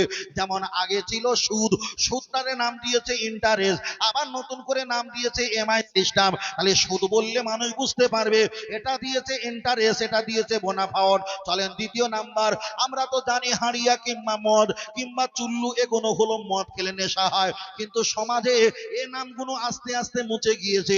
এক একটা নাম এসেছে, বিভিন্ন নাম, আদৌ কিন্তু সেগুলো মদ, সেগুলো খেলে নেশা হয়। ছেলেদেরকে জিজ্ঞাসা করি, তুমি কি নেশা করলে? না ভাই, নেশা করিনি, এটা ফলের রস, এটা খেলে একটু গা আমেজ হয়, কিন্তু এটা হারাম বলা যাবে না। আল্লাহ নবী ১৫০০ বছর আগে বলেছেন, আমার বড় ভয় হয় আমার উম্মতেরা হারাম খাবে, হারাম খাবে, হারাম কিনবে, কিন্তু মানুষের কাছে নাম পাল্টে দেবে, হালাল বানানোর চেষ্টা করবে। ঠিক সমাজে বিড়িটাও তেমন হারাম, তারা নাম পাল্টে দেবে, কাঁকড়া কুচে কচ্ছপ, কাঁচা পেঁয়াজ আদা রসুন খাওয়া যা, বিড়ি খাওয়াও তাই। তাহলে এ কথা যারা বলেছে, একা কলকে গাঁজা খেয়ে বলিনি, অনেক কালকে গাঁজা খেয়ে তারপরে এই ফতোয়া দিয়েছে। আগিয়ে চলে যাওয়া যাক। হানাফি মাযহাবের ফতোয়া হলো উজুর ফরজ হলো 4টে, আর কাজা শাফি মাযহাবের উজুর ফরজ হলো খমসা 5টা। শাফি মাযহাবের ফতোয়া হলো আপনি দেখা যায় বেড়ুয়া খেতে পারেন, সাপ খেতে পারেন, কচ্ছপ খেতে পারেন, ঝিনুক খেতে পারেন, কাঁকড়া খেতে পারেন, আপনি শামুক খেতে পারেন, কিন্তু শাফি মাযহাবের ফতোয়া আপনি খেতে পারেন।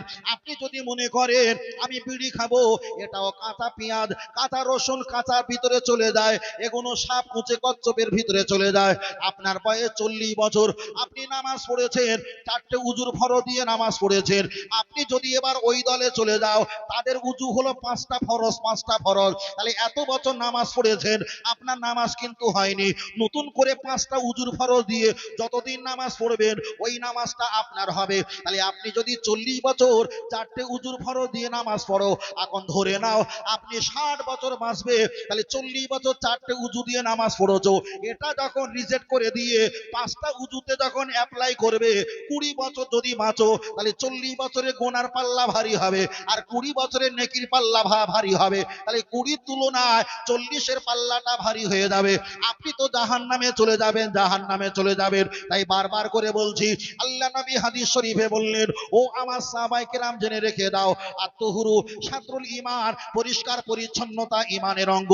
তোমাদের 15 দিন যদি বয়স হয়ে যায়, বগলের চুল, অবাঞ্ছনীয় কেশ, এইগুলো তোমরা পরিষ্কার করে নাও। নাখনকার দান, তোমাদের নখ যদি বড় হয়, নখটা তোমরা কেটে ছোট করে নাও। নাকের চুলটা যদি বড় হয়, এটা কেটে ছোট করে নাও। কোপ যদি বড় হয়, কোপটা তোমরা হালকা করে কেটে ছোট করে নাও। আল্লাহ নবী পরে বললেন, আমি খুশবুকে আতরকে পছন্দ করি, তোমরা গায়ে খুশবু আতর পছন্দ করো। আল্লাহ নবী বললেন, নামাজ হলো আল্লাহ পাকের মেরাজ, নামাজ হলো আল্লাহ পাকের দিদার। ও আমার নামাজি বাবাজি, আপনি মসজিদে চলে গেলেন, আসরের আজান দিয়েছে, আপনি বিড়িটা খেয়ে ফেলে দিয়েছেন, এবার আপনি মসজিদে দাঁড়িয়েছেন, কাল থেকে দুর্গন্ধ বার হয়। আপনি কি জানেন, যারা বিড়ি আর সিগারেট খায়, ওদের হাতে যদি মোবাইল থাকে, মোবাইলটা দুর্গন্ধ হয়। ওরা মাইকে কথা বললে মাইকেরটাও দুর্গন্ধ হয়, ওদের গায়ের চাদরটাও দুর্গন্ধ হয়, ওরা বাইক সাইকেল ধরলে ওটাও দুর্গন্ধ হয়। এমনকি ওরা যে বালিশে মাথা দেয়, ওই বালিশটা দুর্গন্ধ হয়। ওরা যে কাঁটাগুলো গায়ে দেয়, ওটাও দুর্গন্ধ হয়। ওরা যে টয়লেটে বাথরুম খানা যায়, ওটাও দুর্গন্ধ হয়ে যায়। আল্লাহ নবী বলেছে, আমার আল্লাহ হলো পাক পবিত্র, আমার আল্লাহ পবিত্র জায়গায় থাকে, আমার আল্লাহ নাপাক দুর্গন্ধ জায়গায় থাকে না। তাই বারবার করে বলি, আপনি প্রস্রাবের পানি নেবেন, এটা হলো পবিত্র। প্রস্রাবের পানি যদি না পাও, আপনি ঢেলা কিংবা টিস্যু ব্যবহার করেন, এটা হলো পবিত্র। আপনি স্বামী স্ত্রী এক জায়গায় থাকলেন, আপনি পাক পবিত্র গোসল করে নাও, আমার আল্লাহ পবিত্র সঙ্গে থাকে। আপনি উজু করেছেন, উজু যদি কেটে যায়, প্রস্রাব ফিরে পানি নাও, আমার আল্লাহ পবিত্র সঙ্গে থাকে। তবে আল্লাহর বান্দা জেনে রেখে দাও, যিনি পবিত্র থাকবে, আর বারবার করে বলি, আল্লাহ আমার মরণটা খতেমা বিল খয়রের সঙ্গে মৃত্যু দাও, আমাকে পাক সাফালাতে মৃত্যু দাও। বাবা বান্দারা জেনে রেখে দাও, পাক সাফে যদি একটা বা থাকা হয়, তার ঈমানের কলেমা নসিব হয়, খতেমা বিল খয়রের সঙ্গে মৃত্যু নসিব হয়। তবে জেনে রেখে দাও, আপনি যদি বিড়ি খাও আর সিগারেট খাও, ওটা তো আগুন।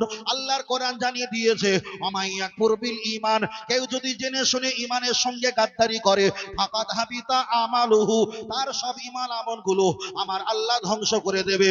ওয়াহুয়া ফিল আখিরাতি, এবং সে পরকালে কিয়ামতের ময়দানে মিনাল খাসিরিন, আমার আল্লাহ তাদেরকে জাহান্নামে দেবে।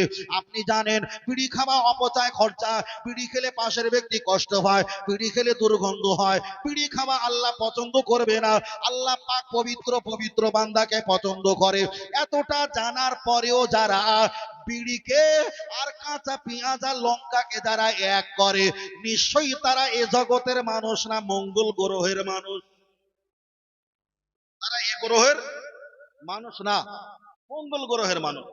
আমি ফের বলছি, চলবে না, চলবে না। শেষবারে একটা মশলা বলি, কোম্পানি লিখে দিয়েছে বিড়ি সিগারেট তামাক সেবন করা ক্যান্সার হতে পারে। তাহলে ক্যান্সারের ঝুঁকি যদি হতে পারে, কোম্পানি যদি সিলেক্ট করে দেয়, কোরআন বিবরণ দিয়েছে যে পথে তোমাদের ক্ষতির আশঙ্কা ও পথে যাবা তোমাদের অকল্যাণ। কোরআন বলে দিয়েছে যে পথে যাবা তোমাদের ক্ষতির আশঙ্কা, সে পথে যাবা তোমাদের জন্য কল্যাণ অকল্যাণ, অকল্যাণ। তাহলে জেনে শুনে কেউ যদি অকল্যাণে পা দেয়, এটা কি জায়েজ? একজন জিজ্ঞেস করছে, হুজুর একটা ছেলে বাইক অ্যাক্সিডেন্টে মরে গেছে, এটা কি আল্লাহর ইচ্ছা না তার ইচ্ছা? প্রশ্নটা কি সুন্দর করেছে। আর মনে করে অন্য হুজুর একটা মশলা বলেছে, মফিজুল ভাইকে জিজ্ঞেস করে, যিনি হয়তো ওই সুরে গান গাইবে। আমি চট করে বললাম, যা কিছু বাঁদরামো যা হয়েছে ওর বিনিময় হয়েছে। কেন? বলি কোম্পানি, সরকার কোম্পানির রাস্তা যখন মেরামত হয়, মেরামত হবার পরে একটা করে স্ট্যাম্প বসিয়ে দেয় না? জোরে চালালে আর 60-এর উপরে উঠলে ওভার স্পিড হলে কেস হবে। কেউ যদি জোরে ছাড়ে, ওটা কোম্পানির দোষ না আমার দোষ? আমাদের দোষ। টাকা তারা চাইছে না, আমরা ইচ্ছা করে দিয়ে এসছি? তারা চাইনি, আমরা ইচ্ছা করে দিয়ে এসছি। এক। চলেন দ্বিতীয় নাম্বার, কারেন্টের পোস্টার আছে না? পোস্টার আছে, পোস্টার 4টে খুঁটি এক জায়গায় থাকে, মাঝখানে ট্রান্সফরমার না ট্রান্সমিটার বলে না, মিটার থাকে, যাতে করে মানুষ হাত না দিতে পারে তার জন্য কাঁটা তার এবং রাস্তা 2 হাত নিচে দবা থাকে, ট্রান্সমিটার একটু উঁচু হয়ে থাকে, যাতে করে হাত না দেয় তার জন্য এত সাবধান অবলম্বন করার পরেও ওখানে সাদা প্লেটে লেখা রয়েছে ডেঞ্জার, মানে এতে হাত দিও না খোকা। বাংলা লেখা আছে বিপদ, মানে মোটেই হাত দিও না। ইংরেজিতে খাতরা ইয়ানে মাসিবাত লেখা আছে, মানে এটা বিপজ্জনক। তাহলে বাংলায় লিখে দিয়েছে, ইংরেজিতে লিখে দিয়েছে, উর্দু ফারসিতে লিখে দিয়েছে। যদি আমরা পড়তে নাও পারি, তবুও আমরা যাতে না মারা যাই, কোম্পানি আরো সুবিধা করে দিয়েছে। দুটো এরকম হাড় ফেসাঙ্কল দিয়েছে না, কঙ্কালের হাড়, আর মাঝখানে চাঁড়ালের মাথা দিয়েছে না, যে তুমি যদি বাপের ফোটানি ছেলে হও, ইংরাজিও যদি না জানো, বাংলা যদি না জানো, ফার্সি উর্দু হিন্দি যদি না জানো, এই ফেসাঙ্কল হাড় দেখে মনে কর এটা আমার হয়তো সেই চাষার মাথা, যে লেখাপড়া জানিনি, এতে হাত দিয়ে কঙ্কাল হয়ে ছেড়ে দিয়েছে। তাহলে সরকার কি চায় যে আমার জনগণ মারা যাক? কত রকম সুবিধা দিয়েছে যাতে করে জনগণ বেঁচে থাকুক।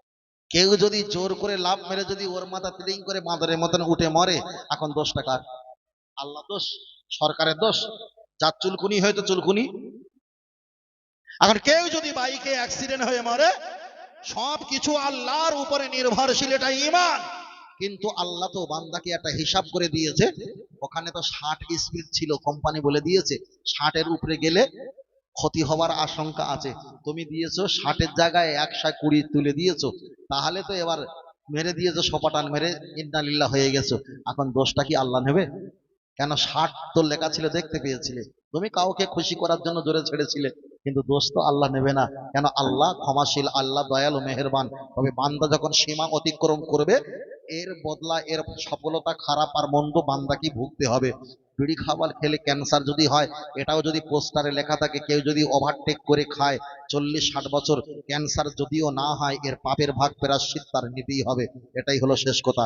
এতক্ষণ ওয়াজ করছিলাম, একটা গজলও বলা হয়নি, তাই না? আসলে আমার তো ওয়াজ করা ধার করবেন। আল্লাহুম্মা আফতালি আবু আবা রাহমাতি, ওই দোয়াটা কোরআন নয়, ওটা নবী পাকের হাদিস। আপনি মসজিদের ভিতরে গিয়ে 3 রাকাত 4 রাকাত 2 রাকাত আপনি নামাজ পড়ার জন্য আপনি নিয়াত করবেন। বুখারী শরীফের প্রথমে হাদিস হলো ইন্নামাল আমালু বিন্নিয়াত, ওই নিয়াত করাটা কোরআন নয়, ওটা নবী পাকের হাদিস। আপনি যখন কানে হাত ঠেকাবেন ইলা শামাতি উদুনাইহি, ওটা কোরআন নয়, ওটা নবী পাকের হাদিস। আপনি যখন নাভির নিচে তাহারিমা বাঁধবেন, ওটা বুখারীর হাদিস। হাদিস, ওটা কোরআন নয়, ওটা নবী পাকের হাদিস। আপনি যখন সানা পাঠ করবেন সুবহানাকা আল্লাহুম্মা ওয়া বিহামদিকা এমন করে করবেন, ওটা কোরআন নয়, ওটাই হলো নবী পাকের হাদিস। আপনি যখন বিসমিল্লাহ দেখা যায় আউযু বিল্লাহি মিনাশ শাইতানির রাজিম পাঠ করবেন, আউযু বিল্লাহি মিনাশ শাইতানির রাজিম। কোরআন শরীফে যদি 848টা পৃষ্ঠার হয়, 30টা যদি পারা হয়, 114টা যদি সূরা হয়, দুনিয়াবি দাম যদি 2-2.5 টাকা হয়, খোদার কসম করে বলি কোরআন শরীফে কোথাও আউযু বিল্লাহি মিনাশ শাইতানির রাজিম লেখা নেই, লেখা নেই। ওটাই হলো আমার নবী পাকের হাদিস। তাহলে নামাজ পড়তে গেলে নবীর হাদিস লাগে, কোরআন পড়তে গেলেও আমার নবীর হাদিস লাগে। তাই বারবার বলি আমার নবী যেখানে, আমার আল্লাহ পাকের রহমত থাকে সেখানে। আর একটু জোরে হবে না? ও আমার সোনামানিকেরা, আগিয়ে চলে যাওয়া যায়, লক্ষ্য করে দেখা যায়। এবার আপনি বিসমিল্লাহির রহমানির রহিম পাঠ করলেন, বেসিনজের বিসমিল্লাহ জের মিল্লাম করে দাবাল্লা, হে রাজের হি রহে দাবার রামিম করে দাবার মা, নুন রাজের নি র দাবার হে ইয়াদের হি, বিসমিল্লাহির রহমানির রহিম। আল্লাহ के नाम से शुरू करता हूँ जो बड़ा मेहरबान निहात रहम वाला है। এটা বিসমিল্লাহির রহমানির রহিম দিয়ে সূরা ফাতিহা পাঠ করলে এটা হলো কোরআন, অন্য একটা সূরা পাঠ করলে এটা হলো আল্লাহ পাকের কোরআন। এবার আপনি আল্লাহু আকবার বলে হাঁটুতে হাত দিলেন, এটা কোরআন নয়, এটা নবী পাকের হাদিস। সুবহান রাব্বিয়াল আযীম 3 বার 5 বার 7 বার 9 বার 11 বার 13 বার 16 বার আপনি যতটাই পাঠ করবেন, এটা কোরআন নয়, এটা নবী পাকের হাদিস। সামি আল্লাহু লিমান হামিদা, এটা কোরআনে কোথাও নেই, এটা নবী পাকের হাদিস। রব্বানা লাকাল হাম, এটাও নবী পাকের হাদিস। আল্লাহু আকবার বলে সেজদা চলে যাবেন, সুবহান রাব্বিয়াল আলা, এটা কোরআন নয়, এটা নবী পাকের হাদিস। আপনি বসে আত্তাহিয়াত পড়বেন, এটাও নবী পাকের হাদিস। আপনি বসে বসে দরুদ শরীফ পাঠ করবেন, এটাও নবী পাকের হাদিস। আপনি দোয়া মাসুরা পাঠ করবেন, এটাও নবী পাকের হাদিস। ডান দিকে সালাম ফিরাবেন, এটা কোরআন নয়। আল্লাহর নবী বলেছেন আসসালামু ক্বাবলাল কালাম, দুনিয়ার কথা বলার আগে সালাম দাও। আপনি সালাম ফিরাবেন, এটা কোরআন নয়, এটা নবী পাকের হাদিস। আপনি সূরা ফাতিহা শেষে আমিন বলবেন, কোরআনে সূরা ফাতিহার নিচে আমিন লেখা নেই, এটা নবী পাকের হাদিস। আপনি ডান দিকে বাম দিকে সালাম ফিরিয়ে দুটো হাত তুলে মোনাজাত করবে, এটা কোরআন নয়, এটা নবী পাকের হাদিস। মোনাজাত যখন শেষ হয়ে যাবে বিরহমাতিকা ইয়া আরহামার রাহিমিন, ওটা কোরআন নয়, ওটা নবী পাকের হাদিস। কিংবা লা ইলাহা ইল্লাল্লাহু মুহাম্মাদুর রাসূলুল্লাহ পূর্ণাঙ্গ কলেমা কোরআনে নেই। কোরআনে এতটা এসেছে ওয়াকাফা বিল্লাহি শাহিদা মুহাম্মাদুর রাসূলুল্লাহ ওয়াল্লাযিনা মাআহু আশিদ্দা, এতটা কোরআনে এসেছে। পূর্ণাঙ্গ কলেমা কোরআনে নেই, ওটাই হলো নবী পাকের হাদিস। ও বাবাজিরা, এত বছর আমরা অজনসিয়া শুনেছি নামাজ পড়তে গেলে কোরআন লাগে, কিন্তু হিসাব করে দেখলাম নামাজ পড়তে গিয়ে যদি 10% কোরআন আর হাদিস লাগে, 2% দুটো সূরা হলো কোরআন, আর 8% আমার নবী পাকের হাদিস। তাহলে প্রমাণ হয়ে গেল আমার নবী যেখানে, আল্লাহর রহমত থাকে সেখানে। আর একটু জোরে হবে না? তাহলে এখানে আমরা প্রকাশ্য করে দিলাম যে নামাজ পড়তে গেলে কি লাগে।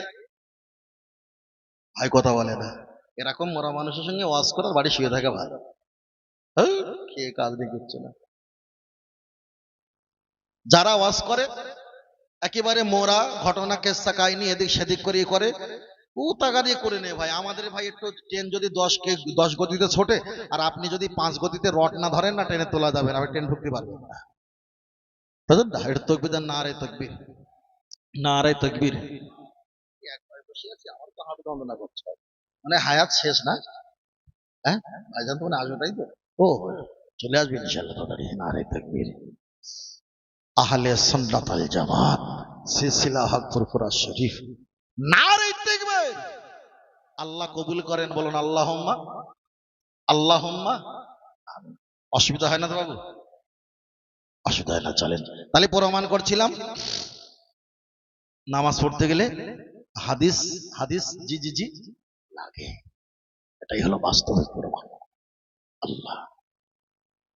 ও আমার সোনা মানিকেরা, চলেন একটা বার এগিয়ে যাওয়া যাক। আমি আপনার কাছে বলতে বিষয়টা একেবারে শেষের জায়গায় নিয়ে এসেছি, আমাকে ভুল বুঝবে না। চলেন এবার আমি আপনার কাছে শেষ লগ্নে চলে যাই। এখানে যারা আমরা বসে আছি, আমরা জান্নাতে যেতে চাই না? জান্নাত যেতে চাই তো? আমার যেন বলে দিও না আল্লাহ ভালো জানে। কি বলো? আচ্ছা আচ্ছা, ওইটা বলছি আমি বলে দিই একটু। কোরআনে এসছে, যদি তোমাদের কাছে কেউ যদি আসে সালামুন আলা নূহিন ফিল আলামিন সালামুন আলা ইয়াসিন, ওটা হলো সালাম নবীদের জন্য নাম ধরে। আমরা যে সচরাচর যে সালামটা দিই আসসালামু আলাইকুম ও রহমাতুল্লাহ, পেহলে সালাম উনকে বাদ কালাম, প্রথমে সালাম দাও তারপরে কথা বলো, এই সালামটা কোরআন শরীফে। আর ওই যেটা সালাম এসছে ওটা নবীদের জন্য, নবীদের প্রতি নাজিল হয়েছে, নবীদের বিষয়টা বলেছে। আর আমরা যে সালামটা দেই এই সালামটা হাদিস। মেয়েরাজে যখন গিয়েছিলেন আমার আল্লাহ নবীকে সালাম দিয়েছিলেন ফারেস্তা দিয়ে। আবার দুনিয়াতে যখন ছিলেন তখন বলেছিলেন ইন্নাল্লাহা ইয়াকরাউকা সালামা, নিশ্চয়ই আমার আল্লাহ আপনাকে সালাম দিয়েছে। কিন্তু আমরা যে সালামটা ব্যবহার করি এটাই হলো আমার নবীর ঘোষিত হাদিস। হ্যাঁ, সালামের কথা বলা আছে, এই সালামটা নেই। এই সালামটা কি আছে আপনি বলেন? আরে বাবা সালামুন আলাইকুম, এখানে আসসালামু আলাইকুম যেটা আছে সালামুন না, আমরা দেই আসসালামু আলাইকুম, বুঝলেন না? আর উত্তর দেওয়া হয় ওয়া আলাইকুম, তুম পার ওয়া আলাইকুম আসসালাম, তুম পার রহমত হো, আল্লাহ তোমার প্রতি রহমত দেখ। একটা হিন্দু মানুষ যদি আমাকে সালাম দেয় আমরা উত্তর দিই ওয়া আলাইকুম ওই পর্যন্ত। কেউ বলেছেন ইহাদিকুমুল্লাহ, আল্লাহ তোমাকে হেদায়েত দান করো। কেউ যদি আমাকে সালাম পাঠায় যে উত্তর দেই। এইভাবে কোরআন শরীফে নেই। কোরআন শরীফে আছে আংশিক সীমিত ব্যাখ্যা, আর হাদিসটা হলো পুরো তার ব্যাখ্যা রচনা তার বিদ্বেষণ দেওয়া আছে। কোরআন শরীফে কলেমা যেরকম পুরোটাই নেই, আছে লা মুহাম্মাদুর রাসূলুল্লাহ ওয়াল্লাযিনা মাহু আয়াত পড়েছিলাম না, কিন্তু লা ইলাহা ইল্লাল্লাহ মুহাম্মাদুর রাসূলুল্লাহ এই যে লাইনে যে কলেমা শরীফ কোরআন শরীফে নেই। আপনি কোরআন শরীফে যে আয়াতটা পেয়েছেন সালামুন আলা নূহিন ফিল আলামিন সালামুন আলা ইয়াসিন, এটা একটা নবীদের জন্য সালাম। কিন্তু আমরা যে সালাম এখন বলছে যে আমার এই আয়াত সমূহগুলো যারা বিশ্বাস করে তারা যদি তোমার নিকটে আসে হে নবী তুমি বলো আসসালামু আলাইকুম। শোনেন আমি বলছি, শান্তি বর্ষিত। শান্তি বা সালাম দেওয়ার কথা কোরআন শরীফে এসছে, নামাজের কথা এসছে, আসেনি? সালাত, সালাত মানে নামাজ পড়ো। কিন্তু কিভাবে, শোনেন আমি বলছি কিভাবে সালাম পড়তে, কিভাবে সালাম নামাজ পড়তে হবে ব্যাখ্যা তো কোরআন শরীফে পুরোটা নেই, এসছে হাদিসে। এসছে হাদিসে কোরআন শরীফে এসেছে সালাত, তোমরা সালাতকে কায়েম করো, জাকাতকে কায়েম করে প্রতিষ্ঠিত করো। কিন্তু জাকাত আর সালাম কিভাবে দেবে এটা জানতে গেলে নবীর কাছে আসতে হবে। কোরআন শরীফে শুধু সারমর্ম আর বিশ্লেষণ হলো নবীর কাছে। কোরআন শরীফে যেটা এসছে ওটা নবীদের, কেউ যদি তোমাদের কাছে আসে তোমরা তাকে সালাম দাও। কিন্তু আমরা যে সালাম দেই পুরোটা ব্যাখ্যা কোরআন শরীফে ওইভাবে নেই, হাদিস শরীফে এসে নাই। বলছি আপনি শোনেন, বলা হয়েছে আল বাদিউ বিস সালামি আল বারিউ মিনাল কিবরি আও কামা ক্বালা আলাইহি সালাম, जो शख्स पहले সালাম কিয়া, যে ব্যক্তি প্রথমে সালাম দেয় তিনি অহংকার থেকে মুক্ত, এটা হাদিস। আবার বলা হয়েছে আসসালামু আলাইকুম ওয়া রাহমাতুল্লাহি ওয়া বারাকাতুহু, এটা যখন বলা হয় দেন আমাকে দেন। এই সব মানুষগুলো তো আমাদের কাছে ভুল বোঝাচ্ছিল। কি বলা হয়েছে ওই আয়াতটা পড়েন কই সালামুন, হ্যাঁ হ্যাঁ, বি আয়াতিনা ফাকুল সালামুন আলাইকুম, তাই তো এখানে দেওয়া হয়েছে। অনুগ্রহের বাধ্যতামূলক তোমাদের মধ্যে যে ব্যক্তি অজ্ঞতা মূর্খতা বশত খারাপ কাজ করে। বাবা কি বলেছে এটা? প্রথম থেকে এখানে কি বলেছে আমি জানা হয়েছে, কি বলে জানেন? যদি তোমাদের কাছে কেউ যদি তর্ক করে, না ধরেন তর্ক কথা বলি, যদি কেউ তোমাদের, আয়াতটা শানে নজরটা আপনি দেখে নেবেন, যদি তোমাদের কাছে কেউ যদি মূর্খ মানুষ, অজ্ঞ মূর্খ মানুষ যদি এসে তর্ক বিতর্ক করে, তাহলে কি করবে? কুল্লু সালাম, এমন একটা জায়গায় এসছে যে তোমরা তাদেরকে সালাম দিয়ে বেরিয়ে পড়ো। সালাম মানে কি? শান্তি। সালাম মানে কি? শান্তি। তার প্রতি শান্তি আদব রেখে বেরিয়ে পড়ো। কিন্তু আমরা যে সালামটা দেই আসসালামু আলাইকুম ওয়া রাহমাতুল্লাহি ওয়া বারাকাতুহু, যেমন আমরা সালাম দিই কবরবাসীর কাছে গিয়ে আসসালামু আলাইকুম ইয়া আহলাল কুবুর ইয়াগফিরুল্লাহু লানা ওয়া লাকুম আনতুম সালাফুনা ওয়া নাহনু বিল আসহার, এই সালামগুলো কোরআনে নেই, সেটাই বলছিলাম। আপনি বললেন কোরআনে সালাম নেই। আরে বাবা আপনি ভুল করছেন কেন? আমরা যেটা দেই, আমরা যে নামাজে যেগুলো পড়ছি, হাদিসগুলো পড়ছেন, হাদিস ওটা হলো কোরআন। আপনি কোরআন শরীফের কথা বলছেন, কোরআন শরীফে যে কেউ যদি তর্ক করে বিতর্ক করে তাকে সালাম দিয়ে বেরিয়ে পড়ো। আমি না না না ওটা না, আপনি ভুল বলেছেন। আমি বলেছি রহিমের বাপ বড় কুকুর, আপনি সেইটা শুনে মারতে চলে এসেছেন। বুঝতে ভালোবাসতো, এটা আপনার বলার সময় দিতে হবে। বুঝতে ভালোবাসতো। বিশেষ করে একটা কথা ছোট করে বলি, ভালো করে খেয়াল করবেন। কোরআন শরীফে সালাম এসছে, আসেনি? কিন্তু যে আমরা সালাম দেই এই সালামটা কোরআন শরীফে নেই। আসসালামু আলাইকুম ওয়া রাহমাতুল্লাহি ওয়া বারাকাতু ওয়া মাগফিরাতু ওয়া জান্নাতু, এমন করে বাড়তি করে বলি তো, এটা কোরআন শরীফে পূর্ণাঙ্গ নেই। তাই শুধু বলা হয়েছে পূর্ণাঙ্গ কোরআনে নেই। তারপরে বলা হয়েছে লা ইলাহা ইল্লাল্লাহ মুহাম্মাদুর রাসূলুল্লাহ, কলেমা কোরআন শরীফে পূর্ণাঙ্গ নেই। শুধু কতটা এসছে সেটাও ব্যাখ্যা করে বলেছি। বাবা বিশেষ করে ভাবতে হবে, কিছু কিছু পিস টিভি দেখে আমাদের সমাজে মানুষগুলো একটু আহলে হাদিস হয়ে যায়, আহলে হাদিস। আর আহলে হাদিস যারা হয় তারা কিন্তু কোরআন ভালো পড়তে পারে না, তারা ওই পাড়া পৃষ্ঠার গুলো মুখস্থ করে রাখে। এই নতুন করে একটা বাংলাদেশ থেকে শোনেননি যে সূরা ফাতিহা না পড়লে জানাজা নামাজ হবে না? সূরা ফাতিহা না পড়লে জানাজা নামাজ হবে না। তাদের সঙ্গে আহলে সুন্নাতুল জামাত চ্যালেঞ্জ জানিয়েছে, তারা কেউ চ্যালেঞ্জে আসে না। সূরা ফাতিহা না পড়লে জানাজা নামাজ হবে না, এটা হাদিস শরীফে শুধু এক জায়গায় এসেছে, কি বলেছে? সূরা ফাতিহা পড়া সুন্নাহ, কিন্তু সূরা ফাতিহা ছাড়া নামাজ হবে না, হবে না, অবশ্যই জানাজা নামাজ হবে। ওনারাই আবার মানুষকে মোবাইল ওনাদের সম্পদ, ওই মোবাইল দেখাচ্ছে না, ওই যে শ্রোতা দেখাচ্ছে, ওই মোবাইলটাই সম্পদ, মানুষকে দেখাবে মোবাইলটাই ওদের সম্পদ। এবার একটু বলবেন, ওরা বলবে হাদিস শরীফের ব্যাখ্যা নিয়ে, ওরা বলবে কি যে নামাজ যখন পড়েন তখন সূরা ফাতিহা ছাড়া নামাজ হবে না। আপনারা কি ইমামের পিছনে নামাজ পড়েন? তো সূরা ফাতিহা পড়েন? সূরা ফাতিহা পড়েন না তো। ওনারা মোবাইলে ঘুরবে, যেমন ঘুরবে। হাদিস শরীফে এসেছে লা সালাতা ইল্লা বি ফাতিহাতিল কিতাব আও কামা ক্বালা আলাইহিস সালাম, সূরা ফাতিহা ছাড়া নামাজ হবে না। এবার এখানে লেখা এসেছে সূরা ফাতিহা ছাড়া নামাজ হবে না, কার হবে না? একা একা না জামাতে, এটার বলবে না।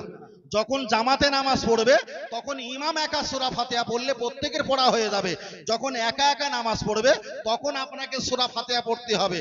কিন্তু ওরা আপনাকে দেখাবে একা পড়ো আর আলাদা পড়ো, আপনাকে সূরা ফাতিহা পড়তে হবে। কেন? সব আহলে হাদিস হয়ে গেছে, ওদের মোবাইলটা ওদের পুরো। তারপরে বলেন হাদিস শরীফে এসেছে আমরা ঘুমালে উজু কাটে না? কাটে তো। আপনি ঘুমাবেন, আহলে হাদিস ফতোয়া দেবে উজু কাটবে না, কেন? হাদিসটা বুখারীতে এসেছে। আল্লাহর নবী ঘুমিয়েছে, এমন পর্যন্ত নাক পর্যন্ত ডেকেছে। সাহাবারা বললেন হুজুর আপনি ঘুমিয়ে পড়েছিলেন, নাক পর্যন্ত ডেকেছিল, আপনি ছাতু খেয়ে কুল্লি করে ইলা শাহমাতি উযু নেহি, আপনি নামাজ পড়তে চলে গেলেন, আপনি উজু করবেন না? তখন দয়ার নবী বললেন, ও সাহাবীরা আনা বুইস্তু মুআল্লিমান, আমি তোমাদের শিক্ষক, তবে জেনে রাখো তোমরা ঘুমালে তোমাদের চোখ ঘুমায়, দিল ঘুমায়, আমি মুহাম্মদ সাল্লাল্লাহু আলাইহি ওয়াসাল্লাম ঘুমালে আমার দিল ঘুমায় না। তোমরা ঘুমালে উজু কাটে, আমি ঘুমালে উজু কাটে না। জোরে বলেন। তাহলে হাদিসে আছে তো ঘুমালে উজু কাটে না। কখন বলবে নবীও মানুষ আমরাও মানুষ, নবীর উজু কাটবে না, আমাদেরও কাটবে না, ঘুমিয়েও নামাজ পড়ো, এই ফতোয়া দেবে। বুঝেন না? ওরা মোবাইলে অনেক কিছু ডাউনলোড করে গেছে, শুধু মানুষকে ধোঁকা দেয়। ভাই ওটা সম্ভব না, আমার কাছে সম্ভব না। চলেন আর একটা ছোট করে বলি। আমরা যে মাইয়েত মারা গেলে মিনহা খালাকনাকুম আবিহা নাঈদুকুম আমিনহা নুখরিজুকুম তারাতান উখরা বলে আমরা মাটি দেই তো। ওরা বলেছে না বিসমিল্লাহির রহমানির রহিম বলে মাটি দিতে হবে। আল্লাহর নবীর একজন ছেলে ছিল, ছেলেটার নাম ছিল ইব্রাহিম বলে একটা সন্তান ছিল, আর একটা সন্তান ছিল রোকিয়া কি ভুলে গেলাম, যাই হোক ছিল। রসুল দেখলেন দুনিয়া থেকে মৃত্যুবরণ করেছে, নিজের সন্তান দোনো আইডি এখন দুটো হাতের উপরে শোভিয়ে কবর মোবারকে রাখলেন। রসুল 3 লোকমা মাটি দিলেন। প্রথমে বিসমিল্লাহির রহমানির রহিম পড়ে মিনহা খলাকনাকুম ওয়াহিদা একবার, দুসরাবার অফিহা নাঈদুকুম 2 বার, অমিনহা নুখরিজুকুম তারাতান উখরা 3 বার। রসুল বিসমিল্লাহ পড়েছে, মিনহা খলাকনাকুম পড়েছে। যারা আহলে হাদিস আছে তারা মিনহা খলাকনাকুম বলে না, শুধু বিসমিল্লাহ বলে। আমরা বিসমিল্লাহও বলি, মিনহা খলাকনাকুম বলি। ওরা একটা পালন করে, আমরা দুটো পালন করি। কথা ঠিক না বেঠিক? ফের বলছি, আমি তো এই এলাকায় এরকম সম্পর্কে জানতাম, তাহলে আরো ভালো করে ধনে দিতাম। গায়ে পড়েছে তাই জ্বালা করেছে, ধনে দিতাম, আমি তো জানিনি। চলেন আর একটু ছোট করে বলি, অসুবিধা নেই তো? ভাইজান আসা পর্যন্ত বলি। ওহ, আধা ঘন্টা যদি সময় থাকতো রে কচি, সুযোগটা হাতছাড়া করেছি। বলি আলহামদুলিল্লাহ। চলেন ছোট করে বলি। আমরা ওয়াজ নসিহত করি। ওরাই বলেছে যে মানুষ দান যখন করবে, দান করবে আল্লাহ দিলে তারপরে দেবে। আমাদের হানাফি মাযহাবের মাসলা হলো কি, তোমরা আল্লাহর কাছে আগে দাও, তারপরে আল্লাহর কাছে আগে নাও। আমরা বলি আমার ছেলে পরীক্ষায় পাশ করলে আমি 10,000 টাকা মসজিদে দেবো, তাহলে আল্লাহ টেনশনে বললো যে বান্দা যদি পরীক্ষায় পাশ করে আমার ঘরে 10,000 টাকা আসবে। কিন্তু আমরা বলি কি, তোমরা আগে আল্লাহকে দাও, আল্লাহকে দিয়ে বলো আল্লাহ অবতাগ ইলাইহিল ওসিলা, আল্লাহ এর ওসিলা, পীর মাশায়েখের ওসিলা, ভালো কাজের ওসিলা আল্লাহ আমার এই দোয়াটা আশাটা পূরণ করে দিও, বলো সুবহানাল্লাহ। ওরা ওই জন্য জলসা কালেকশন করে না, কেন কেউ যদি মরে যায় জাহান্নামে যাবে। কিন্তু আমাদের ফতোয়া হলো কি, ওই ব্যক্তি নিয়ত করেছে 5,000 তসবিহ পড়ে ঘুমাবে, 2,000 পড়ে ঘুমিয়ে পড়েছে, 3,000 পড়তে পারলো না, আল্লাহ 3,000 নামায় আমালেও সওয়াব দান করে দেবেন, সুবহানাল্লাহ।